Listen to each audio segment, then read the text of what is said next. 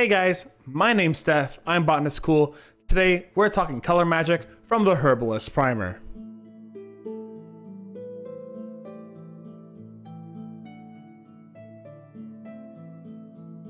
As always guys, a huge thank you for your constant support with Quest Helper. Quest Helper is a series all about the fun, creativity, and excitement of D&D for new players and veterans alike, and I really do hope you guys are enjoying it. And if you are, hit that subscribe button, like, follow, notifications, yada yada yada, and let's get on to the rest of the video. Recently, I did a review on the Herbalist Primer, a book by Anna Urbanic, and link down below, that is all about the science, the magic, the folklore, the mystery, the majesty of plants within the realm of fantasy. I am really excited to continue talking about it today. Last week, I asked what you guys wanted me to talk about, and our friend Sekhmet said, let's talk about color magic. And I go, you know what? Let's talk about color magic and how I would use that in my own D&D campaigns. All right, guys, I'm on the left. The PDF will be on the right, and I'm going to be reading from that screen over there, so forgive me for that as if I'm not looking directly in the camera. But let's talk a little bit about color magic, and honestly, let's just read straight from the page what color magic is, how it's used, and what these colors generally mean. Color magic.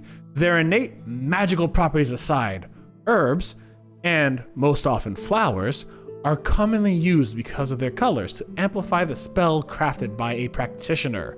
Just like colored gems, candles, ribbons, and powders, plants are included in rituals for their visual element. For a quick selection of plants, check out the plant guide. It's in the book. You guys feel free to take a look and see if you could get the book later on. I believe the Kickstarter is closed, but if you're a Patreon of theirs, you might get a copy of the PDF. Anyways, below are listed the common colors and their significance in the magical practices. As with all spell casting, the details will vary between practitioners, depending on their culture, tradition, or even personal choice, preferences, and experiences. This is really cool, because let's think about it like this, right? I had a bedroom when I was a kid that was a brick mahogany kind of color and a yellow color. And as such, I feel very comfortable in a yellow room when I go to sleep.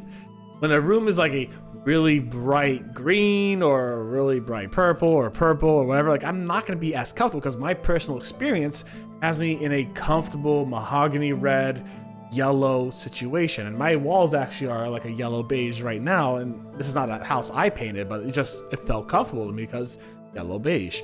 Your experiences as a spellcaster will also determine how the colors affect your spells. And I like that little addition in there. It means that over time, as a character in a D&D 5e campaign, your color symbolism can and will change. And it's really cool.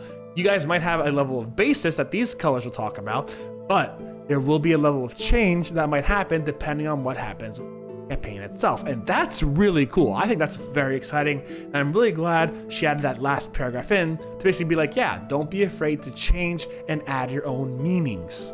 The question now lies in where we would use these colors in a D&D 5e campaign. And the answer is certainly not in the middle of battle. You're not gonna go, yeah, hey, ancient dragon, I need to go get this orange flower over here. Do you mind me just stepping to the side a bit and not attacking me for a round? And then the dragon's just kind of like, yeah, no problem. Go ahead, I'll hit the paladin instead. Like, that's not gonna happen, but actually, I would let them try that. I'm not gonna lie. I would really let my players try that if they really thought that they could work. Give me a good charisma roll. Let's see what happens, right? Anyways, you're going to use this during ritual casting. And let me read the rules for ritual casting real quick. A ritual spell can be cast following the normal rules for spell casting or can be cast as a ritual. The ritual version of a spell takes 10 minutes longer to cast than normal. It doesn't expend a spell slot, which means the ritual version of a spell cannot be cast at a higher level. Basically, you're taking a base spell and you're using the ambient magic and energy around you to really hone in, effect, and cast the spell. And you might have to do things like draw magic circles, put down candles, light incense, and this is where color magic's going to be coming into use. All right, guys, let's talk about one level 1 spell that we cast as a ritual. This spell is called Speak with Animals. It's a divination spell. It takes 1 action to cast if you're not casting it as a ritual. And it can only be targeted on yourself for 10 minutes.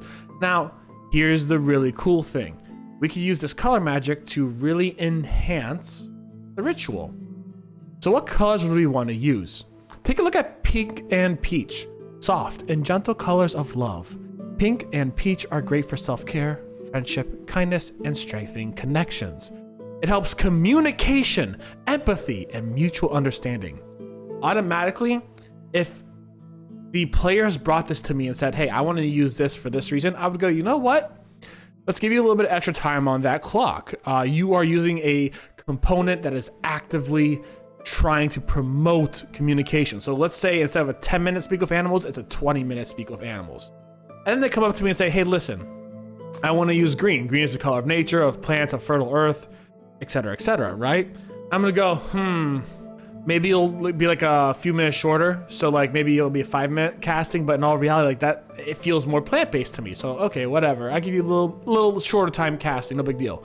And then they come to me and they say, hey, you know what? I want to add in blue. Blue is the color of calm, trust, and protection. It brings peace and clarity, invokes stability, longevity, and forgiveness. Like water, it purifies and nourishes. And I go, okay, you're going to use blue, green, and pink. Awesome. You're going to have an extra 10 minutes on your spell. It's going to take a little less time to cast.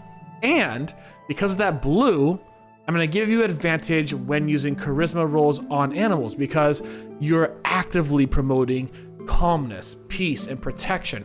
You're trying to make the animal feel safe around you with this color. That makes sense. I appreciate that, and I'm going to give it to you. Now, I'm not going to let them use every color. No way. At that point, it'd be so muddled up. There'd be so many mixed signals and stuff happening that, in my personal opinion, I wouldn't let it happen. But maybe 1 to 3 colors, I would let happen for a ritual spell. Let's talk about another spell we have. A level 1 spell called Alarm that can be cast as a ritual spell. This spell lasts for 8 hours and you cast it onto a door or a window, and the moment it is open or that barrier is breached, you get a mental or audible alarm that wakes you up immediately and you know something's been wronged, right? That's a very useful spell, and hey, there are some colors that might help out with that. First one is black. Often considered unlucky, black is the color of protection, curse breaking, and warding. It creates boundaries, grounds energy, hides, obfuscates, and detoxifies. Use it in banishing and to bring safety. You want to bring safety to yourself. This is very obvious. You want to bring safety to yourself, so you use this color. You use a black flower, if there is one, in order to really escalate and strengthen this spell, right? Maybe instead of just one door, the spell now covers multiple doors. Maybe instead of lasting for 8 hours, now it lasts for 12 hours. And if your character's not comfortable using black, blue would also be a good interpretation because blue is the color of calm, trust, and protection. Divine spellcasters have access to a spell called Commune. And what Commune lets you do is it lets you talk to your god, proxy, deity, etc. and ask 3 questions that are yes or no questions that can be answered by the god. And the god will answer yes, no, or unsure. They have to do it within 1 minute, and the spell takes 1 minute to cast unless you're doing it as a ritual, and then it takes 11 minutes to cast. It's a really good spell and can be really powered up by color magic. As an example, let's use indigo. Indigo brings mystical qualities and visions, strengthens divination, and affects mental healing. Use it to aid meditation, astral projection, exploring psychic and cognitive potential. Right off the bat, what I would do if someone came up to me and said, hey, DM, I want to do XYZ, I'd go, you know what, this is really cool.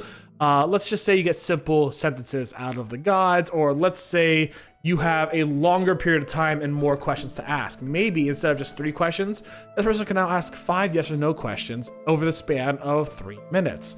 Or if you want to use pink and peach, that's another good option because that option talks about communications, empathy, and mutual understanding. Maybe it gives you more about what the god means and what the god interprets your question as, rather than just basically being along the lines of yes, no, etc. You know what I'm saying? So there's a lot of options of what you could do here and have fun with it. Let's talk about combat and color magic. Is it possible? Yes. Is it easy? No. In my mind, what I would do is I would have either the player make a wand or magical item that is infused with these colors and dyes and so on and so forth. As an example, let's talk about a cloak of divination. And this cloak of divination you have is now colored indigo by this rare flower you found on the top of a mountain. And this flower has magical properties, and you made a dye out of its petals, and now this cloak is infused with that magic. Maybe that cloak will then give you a +1 or a +2 to all divination magic you do. Let's say you have a ring of fire that is with a ruby in the middle, and the metal has been infused with the dye of a red flower. Then bam, you now have a strong ring of fire that maybe adds 1d6 extra damage to all fire spells. Maybe you have a blue set of armor, or a set of armor like leather armor that has like blue runes carved all over it, and these runes provide different forms of protection. You could get as crazy in depth or as crazy general as you want and kind of have a lot of fun with this kind of stuff. Maybe your sword has colors inside of it that emphasize damage, you know, that emphasize the ability for your sword to do certain tasks. Maybe your sword, funnily enough, has people tell the truth whenever you attack them. It's a sword of zone of truth, you know?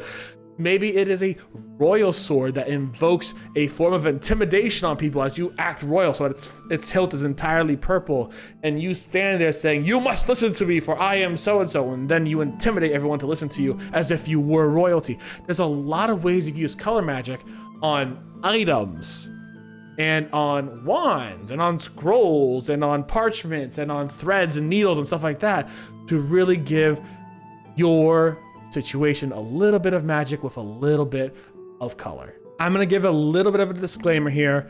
Not every DM is gonna be cool with using color magic in rituals or even in items. That's just not something every DM will do.